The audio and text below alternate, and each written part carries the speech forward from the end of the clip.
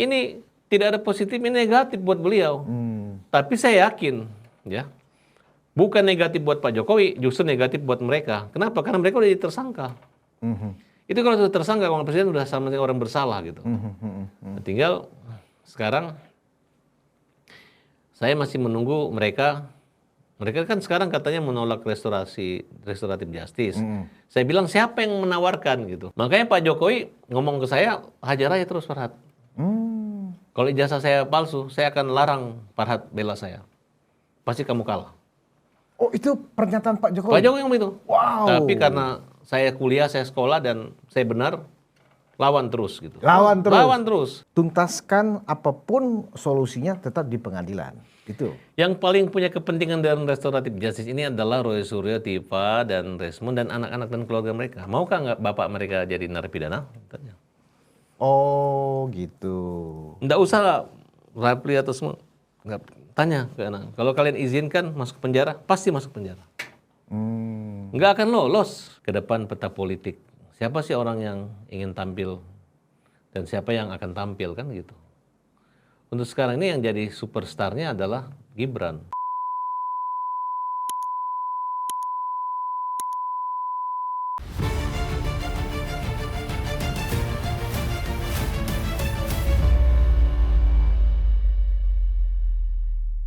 Hai penonton Ruang Konsensus Anpegi Indonesia dimanapun Anda berada. Assalamualaikum warahmatullahi wabarakatuh. Hari ini saya kedatangan praktisi hukum, tapi juga ini seorang relawan Jokowi. Saya dengan Farhad Abbas. Assalamualaikum, Bung Farhad. Pejuang. Ya, Yang relawanannya pejuang. Pejuang. Memperjuangkan kebenaran dan keadilan buat Pak Jokowi mau disebut dan sebagai keluarga. relawan, tapi juga pejuang untuk Pak Jokowi. Luar biasa. Berarti Farhad Abbas adalah seorang termul dimanapun Anda berada. Bung Farhad, kita langsung aja ke diskusinya. Iya. Saat sekarang ini lagi rame dibahas di banyak stasiun televisi bahwa kasus Pak Jokowi ini sebaiknya mediasi, restoratif justice. Sementara dari sisi relawan, dari sisi Pak Jokowi sendiri, nggak bisa, ini harus persidangan. Nah, Bung Farhad, satu sebagai praktisi hukum, juga pejuang Jokowi, termul juga, gimana? Ya gini, kalau bicara tentang restoratif justice, itu bisa-bisa saja terjadi. Kalau ini kasusnya biasa-biasa saja. Kedua, ada rasa kehilafan.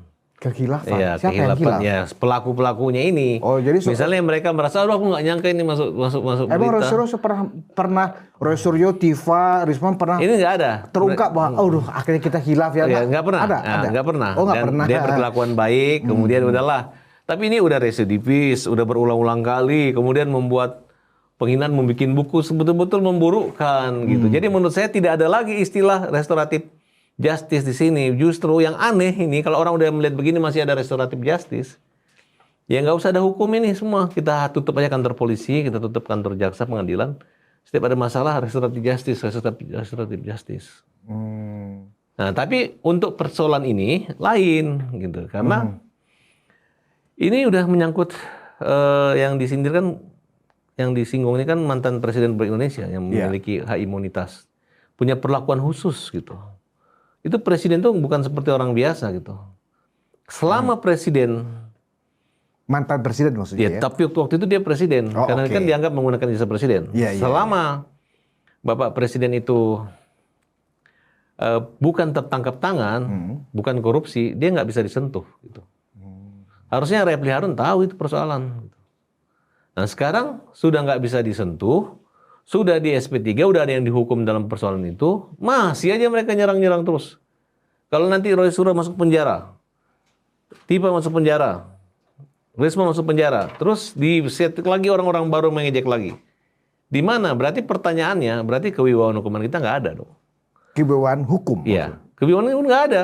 Kenapa? Karena Gus Nur dan beberapa orang itu, Bambang Tri misalnya. Bambang Tri, mereka dikasih gerasi atau amnesti. ya. Ya kan? Mungkin nggak minta gitu. Tapi dikasih gitu. Habis itu ngawur lagi, ngomong lagi di luar gitu. Jadi rasa terima kasihnya kepada Pak Prabowo nggak ada gitu. Nah ini akan menjadi catatan buat Pak Prabowo, Bapak Kalau ngasih gerasi ampunin orang, Pak, jangan lagi dia keluar untuk menyakiti, melukai orang yang pernah dia sakiti dan masuk di situ gitu. Nah, jadi supaya orang takut gitu. Jadi bukan orang bilang ingin berbuat jahat, berbuat jahat aja nanti dibantu Pak Prabowo gerasi rehabilitasi abolisi amnesti. Jadi harusnya orang begini. Walaupun Pak Prabowo itu memberi gerasi amnesti terhadap orang yang pernah menghina Pak Jokowi, tapi kita nggak berani lagi. Walaupun disuruh, walaupun dibayar gitu. Tujuan hukumnya tercapai nggak sih kalau itu diupayakan oleh Kepastian hukumnya tercapai, tapi keadilannya tidak. keadilannya Adil misalnya buat dia karena dia udah keluar, dimaafin. Tapi buat Pak Jokowi, ini orang dihukum, dikeluarin belum masa tahanan habis itu ngejek lagi kan tidak adil gitu. Nah, dan bisa ditahan lagi gitu. Nah, kalau konteksnya dengan kasus 8 orang tersangka sekarang, apakah tujuan hukumnya akan tercapai kalau kemudian Pak 8 Jokowi orang pun ini- mau restoratif justice misalnya? 8 orang ini udah ketakutan. Pak Jokowi nggak mungkin punya inisiatif untuk restoratif justice. Inisiatif restoratif justice itu ada dari misalnya jaksa atau polisi di tingkat penyidikan maupun tingkat penuntutan. Nah, itu pun perkara-perkara yang ada batasan misalnya kerugian atau apa gitu.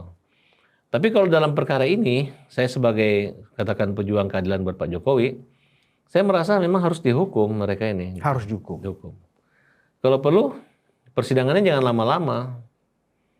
Nggak usah sampai 100 atau 50 saksi. Udah kelihatan bahwa mereka menghina produk UGM yang secara lembaga universitas sudah mengumumkan itu asli gitu. Harusnya kalau palsu ya UGM yang bermasalah, bukan mereka orang luar yang berkuar-kuar gitu. Coba bayangkan, orang yang membuat yang diakui, tiba-tiba orang yang nggak nyambung di sini. Yang jelas, dari peta politiknya, mereka ini adalah lawan politik. Jadi bukan lagi orang mencari keadilan dan kebenaran gitu. Tapi orang yang membuat onar, si pelaku ya yang sekarang sudah menjadi tersangka, dari peta politik mereka ini sebenarnya musuh politik Pak Jokowi. lawan politik yang tidak pernah nempel bersama Pak Jokowi gitu. Nempelnya sama masa lalu atau minimal saingannya. Artinya Bung Farel ingin mengatakan mereka ini sebenarnya bukan seperti yang mereka sampaikan demi kebenaran, demi keadilan, bukan itu sebenarnya. Bukan. Teroris ini. Ini faktor ekonomi. Oh iya, Iya, motivasinya faktor ekonomi. Ada yang ahli karena untuk pendapatan rating media sosial dan pendapatan dari podcast ada, ya kan? Iya. Ada juga misalnya Roy Suryo, ya karena memang Kalau udah soal nggak ada itu, pekerjaan Bung Farel, sekarang. saya pikir seluruh mereka jualan buku, orang untuk yang dapat ada uang. di posisi mereka, ya kan, itu para mendapatkan kelimpahan rezeki yang sangat banyak, Iya. ya kan? Yang dikatakan rezeki yang tidak halal itu seperti ini. Menggibahkan orang lain, Berarti memfitnah orang rezekinya lain. Refli Harun yang podcastnya selalu meledak itu Iya. tidak halal juga berarti Ya, kategorinya. Ya. bukan harus mendapat label halal, tapi menurut saya cara-cara ini yang dilarang agama. Gitu. Iya. Ya menurut saya, dan dilarang juga oleh hukum Indonesia. Jadi mencari uang makanya jadi tersangka. dengan cara menghina, merendahkan, Iya, memfitnah, menggosipkan, memusingkan. itu Dan bangga lagi dapat uang, diundang berbagai macam televisi menghasilkan hal-hal itu yang dilarang agama ya. ya dilarang agama, dilarang pemerintah juga. Tapi mereka lagi dalam proses. Ibaratnya sambil menyelam minum air. Oke, kembali ke masalah restoratif justice ini. Mereka bagian dari pihak ini sebagai ada aktivis namanya Faisal Assegaf ya. Sekarang kan memang mengambil langkah yang berbeda dari tim mereka yang sebelumnya yang tetap dalam proses siap di pengadilan. Faisal Assegaf ini mencoba mendekati Komite Reformasi Percepatan Polri ini, ya kan? Tapi pola yang diajukan mediasi ala Faisal Assegaf ini berbeda dengan yang dibayangkan publik. Bagaimana tanggapan Bung Farel? Ya, saya belum bisa membaca pikiran daripada Pak Faisal Assegaf ya. Karena menurut saya sih, beliau itu kenapa? Mereka mediasinya itu maksudnya menyarankan Ya, inisiatif mediasi antara Roy Suryo Jadi dan dia Pak Jokowi. berangkat begini, latar belakangnya adalah konflik berkepanjangan dulu itu bisa diselesaikan dengan mediasi. Karena konfliknya lebih kepada faktor politik sebenarnya, dimensi politiknya lebih kuat. Misalnya kasus Aceh yang GAM dan seterusnya diselesaikan dengan sebuah perundingan di Helsinki, ya kan? Kemudian juga kasus Poso Iya. ya kan? Juga kasus Ambon, itu kan berdarah-darah, tapi akhirnya diselesaikan, bisa dimediasi, nggak sampai ke pengadilan. Siapa nih pelaku? Siapa polisi yang membunuh dan seterusnya. Nah, pendekatan itu yang digunakan Faisal Assegaf sebagai latar belakang untuk juga dipakai atau diterapkan dalam kasus antara Pak Jokowi dengan para penjahat ini. Oke, Gitu, saya paham. Jadi gini, kalau namanya sudah ranah politik itu kan faktor kepentingan. Gitu. Ya. Kalau kita lihat kan pasti ada kaitannya dengan Partai Merah gitu. Artinya kalau dari Pak Faisal tadi mengatakan yang dimediasi itu bukan Roy Suryo, tapi mungkin antara Pak Jokowi dan Megawati, mungkin seperti itu kan? Nah, artinya kalau dari sejarah sebenarnya contoh pada masa era kepemimpinan Pak SBY itu nggak cocok dengan Bu Megawati dan pantang bagi Bu Mega untuk hadir di sana waktu itu. Nah, sebenarnya Pak Prabowo juga dengan Pak SBY nggak cocok juga gitu. Karena ya nggak cocok gitu ya kira-kira gitu. Iya. Ya, dengan Pak Jokowi juga nggak cocok gitu. Tapi seandainya mereka tidak mengambil, akhirnya muncullah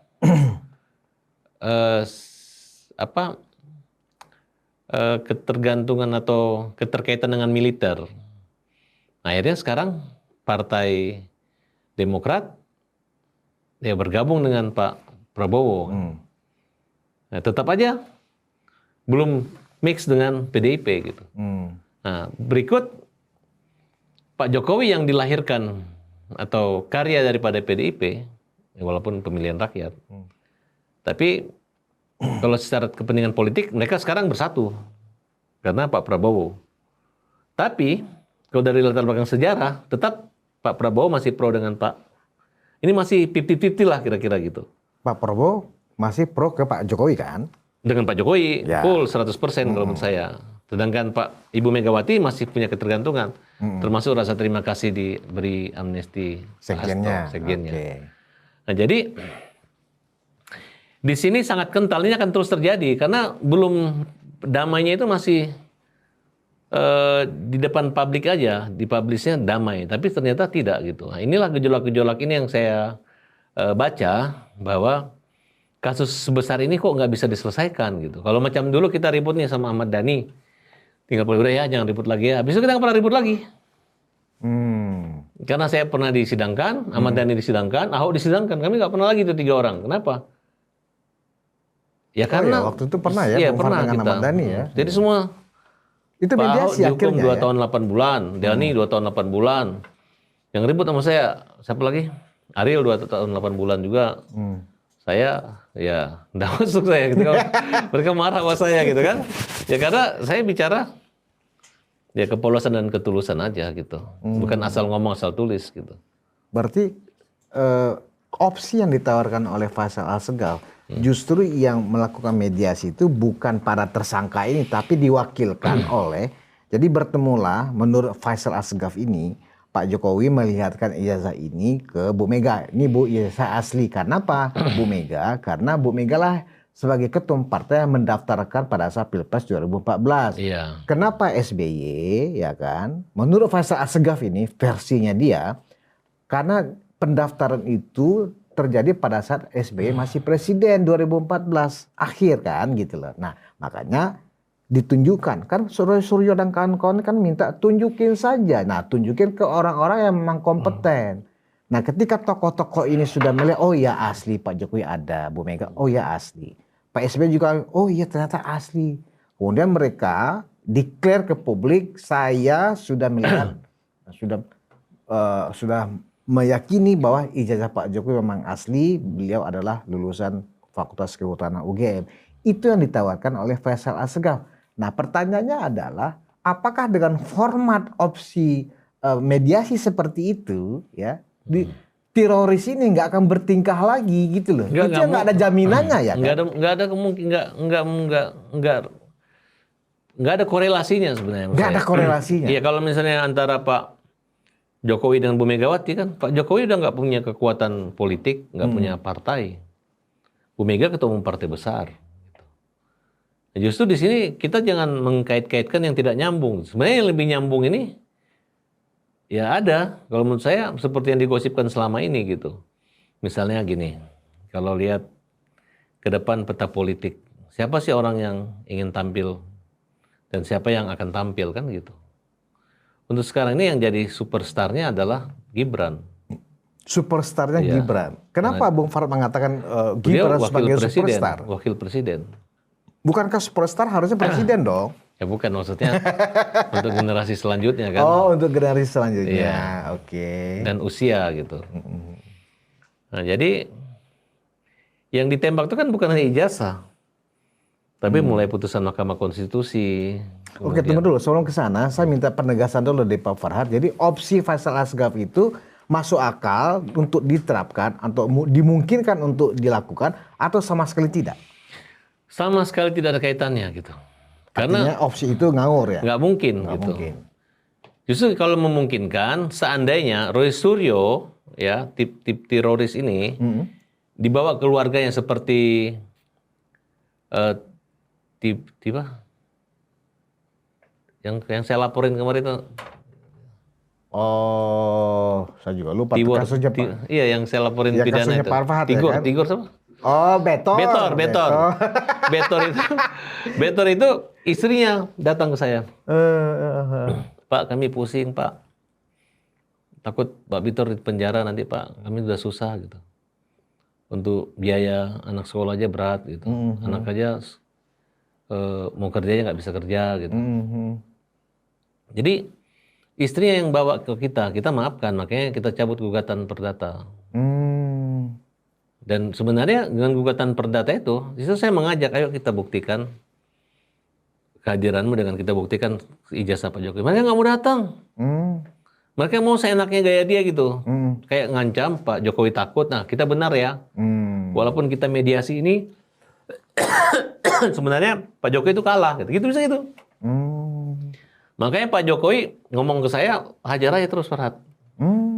Kalau ijazah saya palsu, saya akan larang Farhad bela saya. Pasti kamu kalah.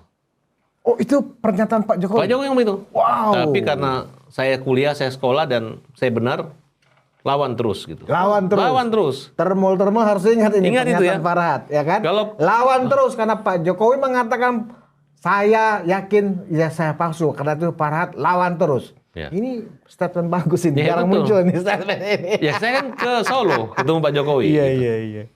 Kemudian saya diminta menjelaskan, Pak Jokowi bilang ya saya senang kamu membela saya gitu. Nah, apa ini mereka nggak berhenti isunya ke situ. Jadi jangan kalian menganggap bahwa Pak Jokowi sengaja mempertahankan isu ini dengan tidak menyerahkan berita asli untuk bertahan sampai 2009 untuk popularitas. Ini tidak ada positif, ini negatif buat beliau. Tapi saya yakin ya, bukan negatif buat Pak Jokowi, justru negatif buat mereka. Kenapa? Karena mereka udah jadi tersangka. Itu kalau sudah tersangka, kalau presiden udah sama dengan orang bersalah gitu. Tinggal sekarang saya masih menunggu mereka. Mereka kan sekarang katanya menolak restoratif justice. Saya bilang siapa yang menawarkan gitu. Dari pihak kita nggak pernah mau pengen RJ, nggak ada gitu. Ya, jadi kubu teroris ini memang terbelah sekarang. Iya. Kubunya Kosinudi dan Refli ya menampik memang restoratif justice. Tapi kubu mereka dari Faisal Asgaf dan kawan-kawan justru menginginkan restoratif justice. Nah, tetapi saya pikir yang tersangka kan, yang kuasa hukumnya kan yang harus didengar dong. Ya, Mereka kalau nggak dekat mau. Faisal kan gitu sama aja dia nyuruh mereka adalah orang suruhannya Bu Mega. Jadi antara Pak Jokowi dan Bu Mega nggak ada kaitan itu. Bu Mega nggak akan mencampuri itu. Ya kan? Nggak akan mencampuri itu kok. Bu Mega. Menurut Bung Farah, apa motif Faisal Ya taruhlah Asgaf? kita umumkan Pak Jokowi dengan Ibu Megawati restoratif justice. Gitu. Nah. Terus, emang mau mereka? Ngapain? Ya kan? Kalau saya katakan nggak ada masalah kok secara depan, kok secara pribadi kemanusiaan Bu Mega, Pak Mega. Kalau memang misalnya Pak Jokowi nggak suka sama Bu Megawati, jangankan yang sekarang, daripada saat dia berkuasa pun bisa aja dia cari kesalahan Bu Megawati. Tapi kan tidak pernah dilakukan oleh Pak Jokowi itu. Betul. Nah, cuman ya wajar karena mereka nggak menduga bahwa Gibran akan jadi wakil presiden mendampingi Pak Prabowo. Bahkan mereka kaget kok Pak Prabowo mau gitu. Apalagi menang, kaget lagi gitu. Padahal saya justru kaget kok mereka kaget gitu. Jadi sebenarnya kemarahan PDIP itu kagetnya double. Jangankan Gibran, Triple Para Tabas kagetnya pun ya. kalau jadi wakilnya Pak Prabowo waktu itu jadi. Karena Pak Prabowo ini adalah orang yang pernah punya dapat suara hampir 40% lebih kan. Jadi kan tinggal nambah dikit aja. Berarti dengan pernyataan ini, Bu Farhad sepertinya mengatakan kemenangan Prabowo bersama Gibran ini benar-benar di luar perkiraan PDIP, di luar perkiraan Megawati. Bukan, kalau kemenangan sudah diduga akan menang. Tapi untuk pasangan itu mereka nggak menduga. Oh, dipasangkan dengan Gibran? Iya, karena kan Gibran di detik-detik terakhir baru bisa lolos menjadi calon wakil presiden. Kan masih wali kota gitu. Dan mereka tidak menyangka bahwa partai-partai itu akan mendukung gitu. Maka mereka akan menamatkan dan merasa mereka adalah orang yang bisa menentukan presiden selanjutnya gitu. Itu satu, bukan kecelakaan politik, tapi bunuh diri dalam politik. Yaitu menjadikan Pak Jokowi musuh saat itu. Sehingga perlawanan Pak Jokowi adalah, kenapa? Karena pertama, kalimat-kalimat misalnya yang menyinggung Pak Jokowi itu adalah petugas partai. Nah, ya udah, kalau gue petugas partai, sekarang tanpa lu, gue bisa jadi kok anak gue kan kira-kira begitu. Kan kira-kira gambaran seperti itu gitu. Nah, jadi Pak Prabowo juga menyadari kalau dia pasangan tanpa dengan Gibran, dia akan kalah. Dia butuh dukungan Pak Jokowi yang berkuasa saat itu. Dan memang Pak Jokowi ini orangnya, dia banyak menanam hal yang positif buat orang-orang yang berkuasa. Jadi walaupun mereka dari partai politik, tapi kebijakan-kebijakan Pak Jokowi ini sangat menguntungkan orang-orang yang berkuasa kayak kepala daerah. Sehingga dia banyak mendapat hutang budi, simpatik, sehingga ketika dia mendukung Pak Prabowo, otomatis para termul ini mendukung dia loh. Hidup termul. Hidup termul. Ya gitu. Oke. Jadi poinnya adalah tuntaskan apapun solusinya tetap di pengadilan. Itu. Yang paling punya kepentingan dalam restoratif justice ini adalah Roy Suryo, Tiva, dan Resmond, dan anak-anak dan keluarga mereka. Maukah nggak bapak mereka jadi narapidana? Tanya. Oh gitu. Nggak usah lah, Rapli atau semua. Nggak, tanya ke anak. Kalau kalian izinkan masuk penjara, pasti masuk penjara. Nggak akan lolos. Hakim itu di pengadilan itu nggak akan nanya-nanya lagi. Manggil saksi tahun ini tanya, tanya UGM, ini saksi asli, selesai. Jadi persidangan sebenarnya nggak akan sedetail itu. Akan sangat cepat ya. Akan sangat cepat. Mau dia bilang ini alasan ini, kemudian yang mengunggah ini adalah Sandi bukan kami, nggak begitu. Nggak akan ke sana. Nggak akan ke sana. Hakim nggak sebodoh itu nggak akan, ya. Dakwaan jaksa juga nggak akan ke situ. Oh, jadi siapa yang mengeluarkan ijazah itu dulu ditanyakan oleh hakim. Kecuali misalnya UGM bilang ijazahnya palsu, ya udah, simpel aja. Pak Jokowi, UGM bilang bapak palsu, udah bebas mereka, gitu.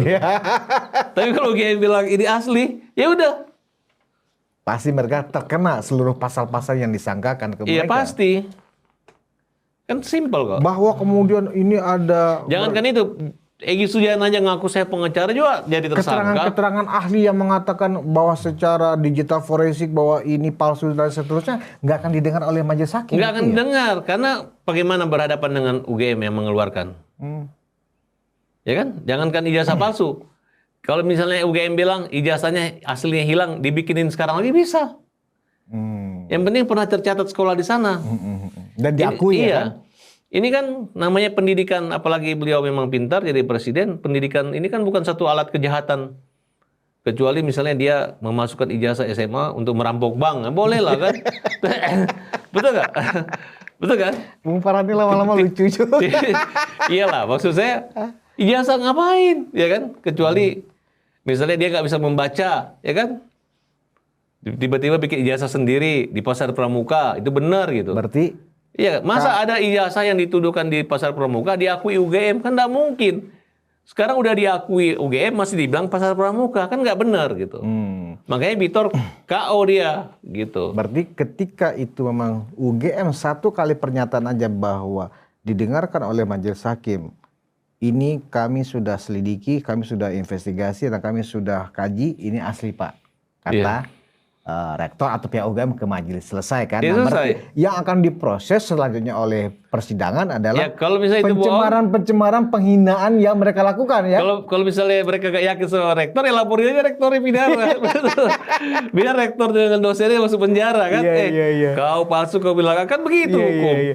Kenapa Pak Jokowi ya Ya kan? Pak Jokowi, Iya, gitu kan? iya, Paham iya, nggak maksud saya? Iya, iya. Ini kadang-kala orang perlu belajar sama Farhad Abbas, ya, gitu. Nah, Bung Farah kan menjelaskan begitu sederhana dan sebenarnya ternyata kasus ini gampang dituntaskan. Iya. Nah, pertanyaannya sekarang yang juga publik juga bingung gitu loh Bung Farah. Ada apa dengan Polda Metro Jaya sehingga lama untuk memberkas ini sehingga untuk menuju P21 aja kok susah sekali dan lama Ya kalau sekali. saya lihat ini kan namanya Polda itu kan Kapolri itu kan anak buahnya presiden gitu. Tentu ada pertimbangan. Jadi gitu. problem bukan di penyidik kalau gitu ya. Momentum gitu. Oh. Kalau kemarin momentumnya Kuya Eko dicopot, lewat waktunya diaktifkan kembali. Ya, sekarang kan namanya ini yang kita hadapi ini kan bukan rakyat. Yang kita hadapi ini kan bentuk-bentuk framing dari media sosial yang mungkin buzzer-buzzer yang memang sengaja. Seolah-olah misalnya gini nih, seluruh rakyat Indonesia akan pergi bakar kantor DPR kalau mereka dijadiin tersangka gitu. Akhirnya kan siapa yang mau bakar? Betul nggak? Masa sih penyidik gentar atau percaya? Enggak, tapi momennya ancaman gitu kan. sosmed Karena itu? memang terjadi kemarin. Nggak tahu lagi kenapa bisa dibiarkan penjaraan segala macam. Nah, menurut saya itu momennya. Sekarang kan udah tenang nih. Orang udah menyadari seluruh penjara udah ditangkap. Nggak kan mungkin ada yang berani lagi. Pak Prabowo udah melaksanakan tugasnya kepada kepala negara dengan baik, benar. Kemudian semua keadaan ekonomi nggak ada kondisi yang seperti gambarkan buzzer-buzzer atau framing negatif. Nah, berarti kan sudah aman nyaman ya. Tinggal tunggu saatnya. Menurut saya sih nggak apa-apa mereka nggak ditahan. Karena memang pasal pencemaran itu kita anggaplah pencemaran nggak ditahan. Tapi itu nanti akan ditahan gitu. Ditahan setelah vonis majelis gitu ya maksudnya? Mungkin di pengadilan juga ditahan mereka supaya nggak Berarti tahanan kejaksaan ya, bukan tahanan Polda. Sekarang itu mereka udah masih ketahan kejaksaan. Ketika dilimpah kasusnya ke pengadilan baru tahanan hakim. Oh. Hakim bisa menahan kayak dulu Ahok kan. Sebelum divonis kan dia udah ditahan duluan. Sehingga dia langsung dihukum gitu. Nah, tadi Bung Farhad mengatakan kalau anak-anaknya Roy, Diva yang meminta supaya restoratif justice itu mungkin baru Pak Jokowi agak mendengarkan barangkali. Pastilah. Apa begitu? Saya kalau anaknya istri minta maaf, maafin bapak kami gitu kan. Itu baru beda. Iya, mungkin bapak kami tapi kalau mereka ini nggak akan dilayanin oleh Pak Jokowi. Saya yang larang Pak Jokowi. Ngapain Pak, dimaafin Pak ya kan? Apa pertimbangannya sehingga Pak Jokowi akan mendengarkan kalau keluarga dari mereka, anaknya Roy Suryo kah, istrinya Roy Suryo kah, Ya, karena anaknya Pak Tifa Jokowi kah, itu kan anaknya Rismon kah gitu loh. Bapak bangsa, negarawan. Oh. Artinya kan masalah sepele ini sebenarnya. Tapi kan kalau masih berhadapan dengan mereka ini memang mereka orang emosional, apalagi Tifa itu emosional gitu. Semua dikaitkan dengan agama gitu, kayak dia menghadapi kayak seolah-olah ini zaman jahiliyah, dia adalah nabi yang diutus untuk memberantas kejahatan gitu. Padahal kenapa Indonesia ini Bas, di Indonesia saya sebutkan mana polisi yang nakal dan nggak berani macam-macam. Jarang banget terjadi. Kalaupun ada langsung selesai sama Propam. Jadi saya nggak merasa ada yang aneh-aneh kok gitu. Tapi mereka itu juga kadang-kadang nggak konsekuen juga ya dengan pernyataan-pernyataan mereka sebelumnya. Misalnya berulang kali Tifa, Rismon, bahkan juga Roy nggak takut penjara ya kan. Wah, kami pejuang nggak takut penjara, silakan aja. Saya siap di penjara lah sekarang. Justru takut di penjara. Mana itu? Iya, itulah namanya orang kan. Memang hukum itu kan bertahap. Kalau menurut saya sih Pak Kapolri dan Pak Presiden, kan Bapak kan sudah jadi Presiden, Pak Kapolri dalam menjadi Kapolri, Pak, gimana kita bentuk sistem peradilan cepat aja Pak gitu. Jangan lama-lama bertahun-tahun tuh buang-buang waktu dan buang biaya gitu. Maksudnya gimana tuh sistem Ya peradilan? udah jelas, saya langsung bawa kejaksaan, langsung dituntut, dihukum nanti mereka kalau memang harus dibuka gelar di pengadilan tinggi, nggak usah terlalu lama gitu kan. Kalau mereka terima hukuman misalnya cuma percobaan aja kan mereka nggak banding kan selesai. Betul kan? Gitu. Tapi yang itu rawan loh. Saya udah coba ya sidang lawan mereka ini. Di pengadilan tuh ribut. Yang dikhawatirkan, mereka ini kan ada tumpangan politik di situ. Itu sudah pasti, Mas. Misalnya Tumpangan nih dihukum politik ringan, dan tumpangan mereka keluar perut. lagi, dapat bayaran lagi, mereka keluar, Oh enggak, keluar lagi. kalau sudah begini, hakim nggak akan hukum rendah karena Roy sudah pernah jadi residivis. Oh, Roy nggak akan dihukum rendah ya? Tidak mungkin. Justru hakimnya salah kalau orang yang pernah melakukan perbuatan dihukumnya lebih rendah dari yang lalu. Kalau perlu ditambah 1/3 berulang-ulang kali gitu. Berarti Roy memang bisa terancam 12 sampai 15 tahun ya? Bisa. Busuk dia di penjara berarti. Nggak busuk tapi bisa jadi dia awet muda di sana. Nggak berpikir dan nggak bergerak. Iya. Tapi kasihan juga si Tifa kalau di penjara ya kan? Ya mungkin dengan penjara mempercepat dia masuk surga kan? Ini kan dia pengen masuk surga cepat kan ya. Makanya dia nggak mikir hidup ini kan masih panjang. Jadi perlu penelitian yang akurat dan sistematis yang bisa meyakinkan bahwa itu asli tidak palsu. Tapi tidak, dia langsung. Data yang tidak asli pun dia bandingkan. Akhirnya jadi seperti ini gitu. Nah kalau toh mereka nanti bisa saja divonis sebagai orang bersalah, ya sebagai terpidana, mereka kan selalu membangun lagi narasi, wah kami ini kan tahanan politik, kami kan dipenjara karena berjuang.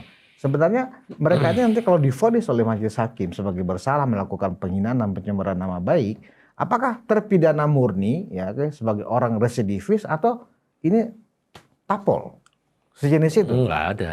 Ini kan tetap tahanan napi biasa. Napi biasa. Napi biasa. Oh. Napi biasanya mereka aja membesar-besarkan diri seolah-olah berjuang untuk Indonesia lah.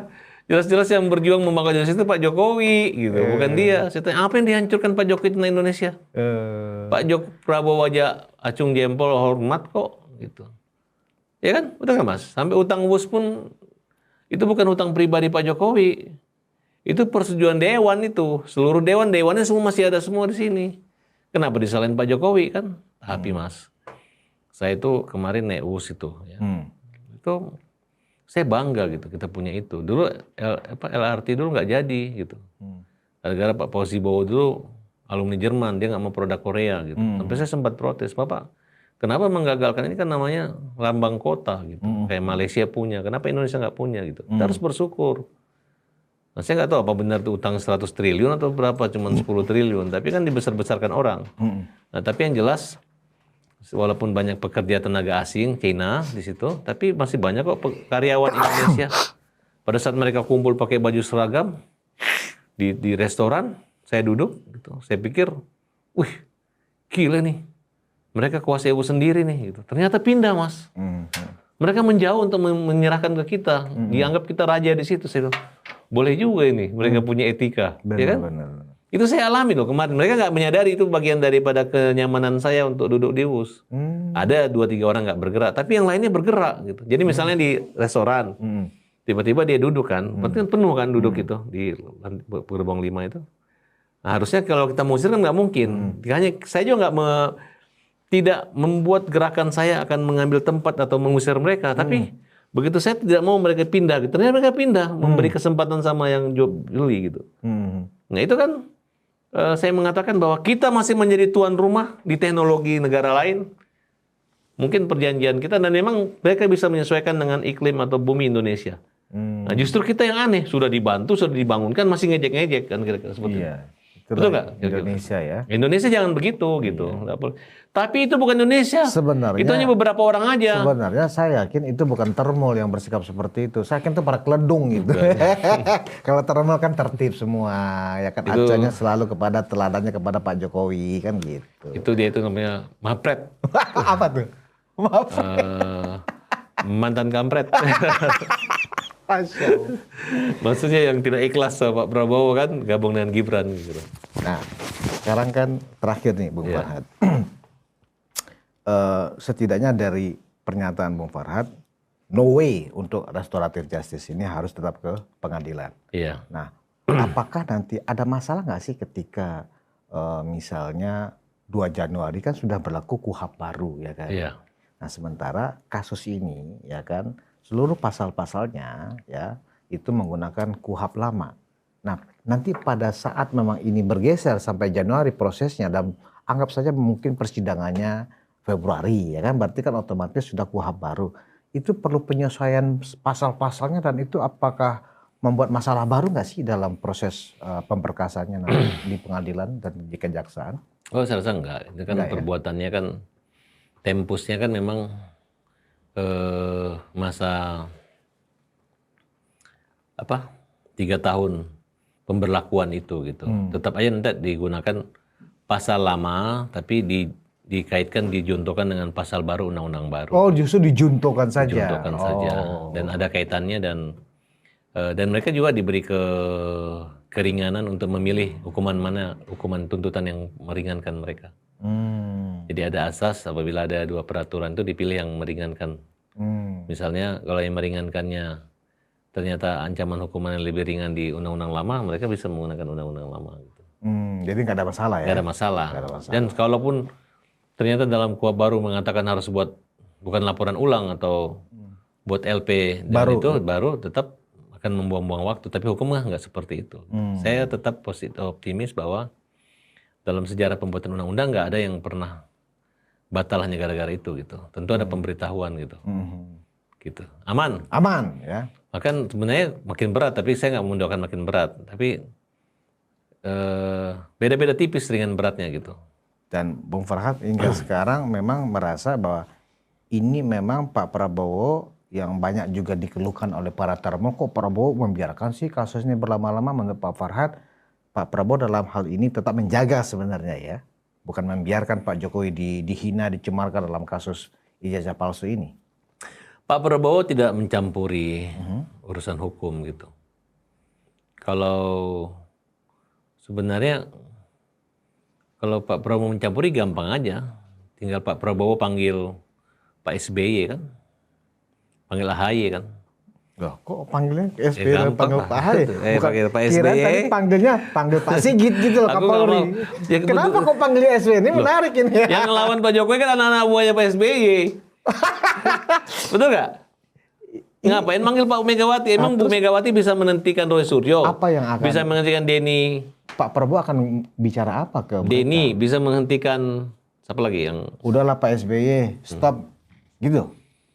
Dia tinggal bilang Pak AHY aja, Mas AHY. Itu kan Denny, Indrayana, Roy Suryo kan kadermu, kader bapakmu gitu. Kan sudah enggak kan? Ya biar bagaimanapun mereka jadi orang itu kan gara-gara Pak SBY. Kalau Bu Megawati, Pak Jokowi, ya bolehlah mungkin Ibu Mega bilang Pak Jokowi cabut aja laporannya. Mungkin dia mau cabut ya, kalau Bu Mega luru kan. Tapi kalau mau bilang supaya mereka stop, bilang Pak SBY dan AHY. Walaupun mereka mengatakan tidak, sekarang hampir semua partai biru warna dan arahnya sama. Ada di belakang Rasul. Udah nggak boleh lagi. Bahkan saran saya buat Pak AHY, Anda kan menteri, calon presiden ke depan. Tunjukkan kepada Pak Jokowi, tunjukkan kepada Pak Prabowo bahwa kalian mampu menyelesaikan persoalan orang-orang yang dekat dengan kalian atau ada orang-orang yang lahir satu partai dari kalian untuk stop mengganggu jalannya kita berpemerintahan Pak Prabowo. Karena kalian juga ada di situ. Kalau itu selesai. Dan biarkan hukum menjalan. Kalau bebas kan, ya kan bisa dilaporin balik Pak Jokowi. Tapi kan itu senjata makan tuan dong kalau itu dilakukan oleh AHY. Ya diam-diam aja. Oh, diam-diam saja. Diam-diam aja, nggak usah ngomong. Berdasarkan saran dari Farhad Abbas, saya akan itu nggak begitu. Diam-diam aja. Kan ada istilah Pak SBY misalkan secara adat kan. Tahulah cara mereka misalkan secara adat. Kira-kira gitu. Tapi ya jangan. Nggak, ide Pak Farhad mengatakan bahwa untuk menyelesaikan ini gampang buat Pak Prabowo. Saya tadi membayangkan yang disebut Pak Farhad itu adalah panggil aja Sigit, Kapolri, Pak Sigit, Kapolri, coba selesaikan secepatnya. Ternyata bukan itu. Gampang aja. Panggil Pak SBY, panggil AHY. Itu loh yang menarik. Kok ke situ Pak Prabowo disarankan? Nah, habis itu kan kalau secara politik, secara ekonomi nih, Pak Kapolri, panggil Roy Suryo, panggil Egy Sujana, panggil Tipa, panggil ini. Tolong carikan pekerjaan mereka, ya kan? buat makan.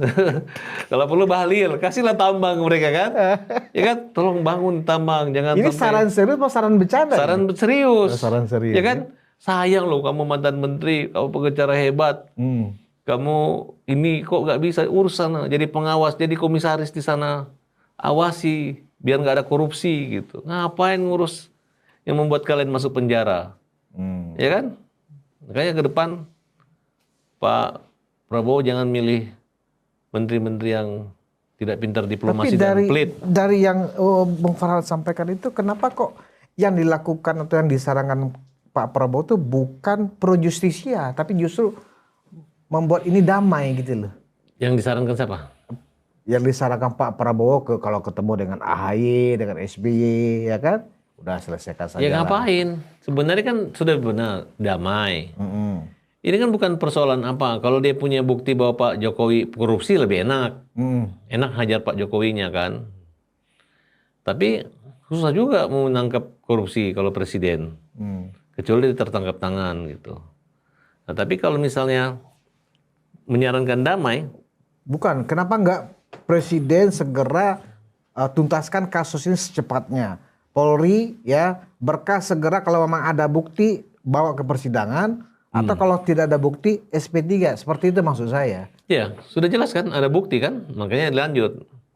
Nanti hakim kalau nggak terbukti bebaskan, selesai. Betul kan?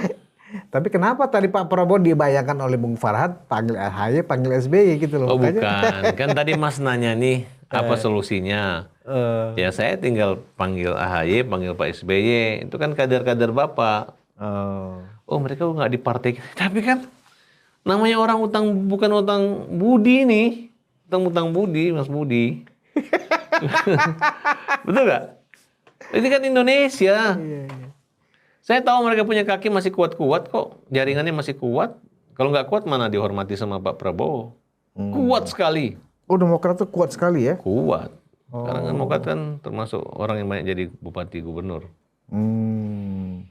Nah, dan yang orang-orang yang menyerang Pak Jokowi membela itu rata-rata orang alumni Partai Demokrat. Itu benar. Saya nggak menuduh ada orang besar berbaju biru. Tapi maksudnya dari Partai Biru itulah lahir pembenci-pembenci Jokowi yang kita lihat sekarang ada di persidangan, ada di media menyerang Pak Jokowi dan anaknya. Gitu. Berarti kalau misalnya ini dibawa ke persidangan, bisa saja ya mereka kan nggak mau juga jadi korban sendiri, akan nyanyi lah siapa yang suruh disebut ke bawah-bawah juga akhirnya Demokrat kalau asumsi Bung Farhad ini benar kan? Nah, saya nggak mau persoalan itu, tapi yang jelas nggak ada angin nggak ada asap kalau nggak ada api kalau nggak ada asap kalau nggak ada api gitu, pasti ada penyebabnya. Jadi bukan jaka sembung membawa golok nggak nyambung goblok, enggak, ini nyambung goblok kan kira-kira gitu, ini nyambung gitu. Nggak nyambung goblok bukan itu tapi nyambung. Nyambung gitu kan. Baik Bung Farhad Abbas, berarti memang tetap karena ada pernyataan tegas dari Pak Jokowi maju terus, ya kan? Dan tetap ini ada kaitannya 2029 nanti. Oh, Buat pangeran kita Bang Gibran. Ya. Wes. superstar. Ya sang bintang, Sang superstar. bintang. Mereka ya pasti kalau bintang itu saingannya bintang-bintang gitu. Oh, saingannya bintang-bintang ya. Bintang-bintang yang sudah loyo tentunya ya kan? Bintang-bintang yang ya mungkin mereka pikir harus menghajar lawan untuk menjadi pemenang kan dengan cara-cara apa gitu. Jadi wajar kalau superstar ya dimusuhi oleh para bintang-bintang. Karena ini superstar soalnya. Ini ya ada kan? ujian untuk makin kuat. Iya. Ya kan, dia membesarkan orang makin besar, dia mengecilkan Gibran makin kecil mereka kan. Iya, menarik. Baik, terima kasih Bung Farhad Abbas. Kapan kita undang Pak Gibran di situ? Iya, Wawancara. harus itu. Iya kan? Atau kalau butuh juru bicara, biar aku mewakil aja lah. Penonton Ruang Konsensus, kita ngobrol santai dengan Bung Farhad Abbas ini. Banyak sekali bocoran-bocoran juga yang ya di antara kita ngobrolnya santai sama bercanda ya. Ternyata betul, ada satu penegasan yang sangat kuat tadi dari Bung Farhad bahwa Pak Jokowi Bang Farhad, kalau saya nggak yakin hasil nggak mungkin saya suruh Bang Farhad maju terus gitu loh, lawan. Ternyata termol boleh bahagia dengan diskusi saya dengan Bung Farhad Abbas. Ijazah Pak Jokowi asli. Dan kepada teroris dan 5 orang lagi siap-siap berbagi ruangan nanti di sel penjara. Terima kasih atas perhatian Anda. Kita ketemu di episode selanjutnya. Wassalamualaikum warahmatullahi wabarakatuh.